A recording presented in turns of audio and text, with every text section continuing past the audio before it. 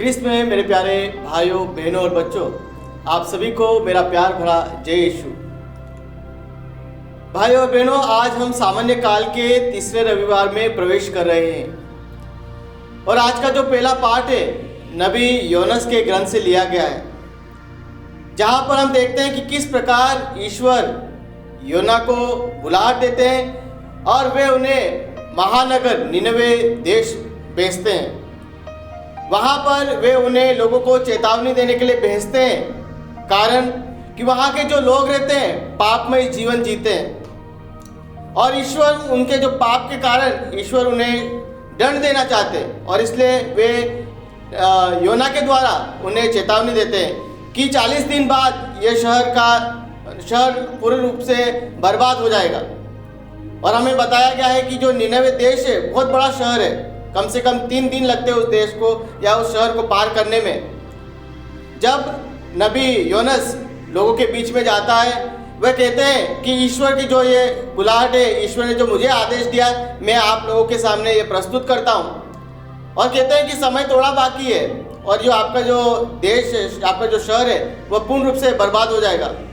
और जब लोगों को पता चलता है कि उनका जीवन वो किस प्रकार पाप में जीवन जी रहे हैं, उन्हें पछतावा होता है और वे सभी लोग, वहाँ लिखा है कि बच्चे से लेकर बूढ़े तक सभी लोग पश्चाताप करते हैं और टाट ओढ़कर वे ईश्वर से माफ़ी मांगते हैं। और जब इस प्रकार की वो कार्य करते हैं तो ईश्वर को भी उन लोगों पर दया आ जाता है और लिखा है कि ईश्वर उन पर द्रवित होते हैं और अपनी दया दिखाते हैं। हाँ, क्रिस्त में मेरे प्यारे भाइयों बहनों और बच्चों, हम भी अपने जीवन में कई बार पापमय जीवन जीते हैं, लेकिन जब हम ईश्वर के पास आने की कोशिश करते हैं, पश्चाताप करते हैं, तो ईश्वर हम पर अपनी दया दिखाते हैं। आज का जो दूसरा पाठ है, संत पौलुस कुरिन्थियों को लिखते हैं, वे वहाँ उन्हें भी ये कहते हैं कि समय थोड़ा है, जो संसार की चीज़ें में हम लगे हुए हैं उसे त्याग दीजिए और ईश्वर पर ध्यान दीजिए।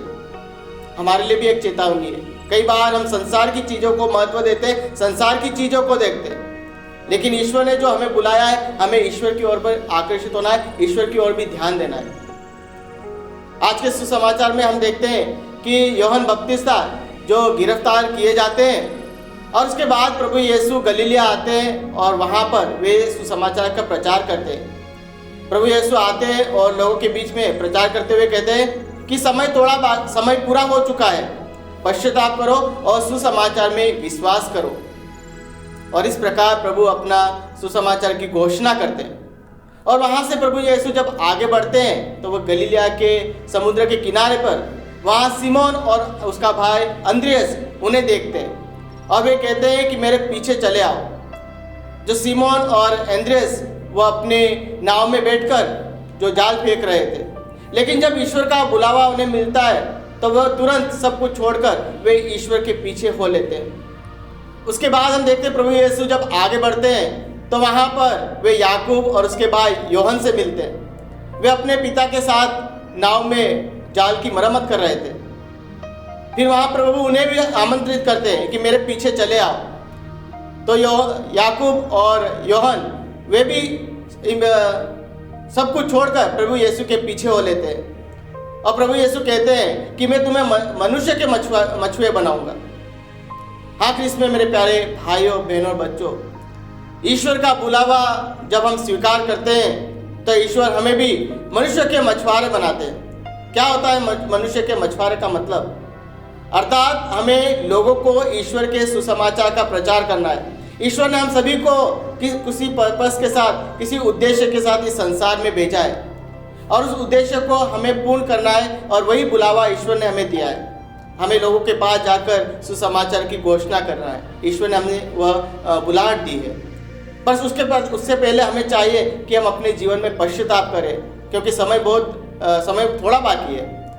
तो आइए ईश्वर से विशेष रूप से प्रार्थना करें कि पहला कि हम भी अपने जीवन में पश्चाताप करें। दूसरा, जो ईश्वर ने हमें बुलावा दिया है उस बुलावे को हम व्यवस्थित समझें और अपने जीवन में अपनाएं, ताकि हम भी जो ईश्वर का अनुभव करके वह अनुभव दूसरे लोगों के साथ बांट सके और दूसरे लोगों को प्रभु यीशु के पास ला सके। तो आइए इस मतलब के लिए हम विशेष रूप से प्रार्थना करें।